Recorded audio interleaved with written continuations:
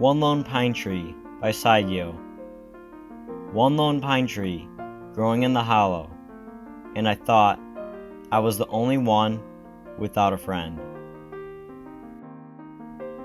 In the tanka, One Lone Pine Tree, Saigyo creates a melancholy mood through the use of imagery and connotation and word choice to demonstrate the theme based off of the Buddhist teachings. You are not alone in suffering, as others are suffering too.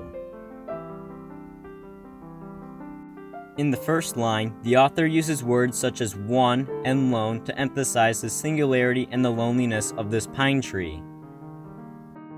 In the following line, growing in the hollow, the author creates imagery with the word growing, which shows that the tree is still young and has more life to live.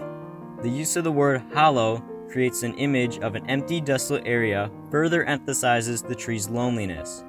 Sympathy for the pine tree gets developed as the young tree is growing up all alone and never experienced companionship, and probably never will. This creates the melancholy tone as the imagery and word choice creates sadness around the situation of this pine tree. The third line, preceded by a dash, reads, "And I thought." This shows that the speaker attained a realization, and the dash signifies a shift in thought. While previously lamenting about the lonely pine tree, the speaker begins to realize a divergent message that he learned from the tree, which is further revealed and developed in the last section of the tanka. The next line, "I was the only one," shows that the speaker, similarly to the pine tree, felt a common loneliness.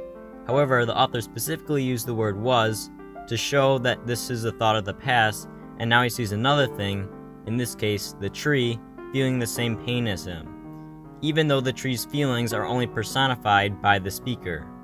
This alludes to the principle taught in Buddhism that everybody faces suffering, which closely resembles the tanka's theme of "you are not alone in suffering, as others are suffering too."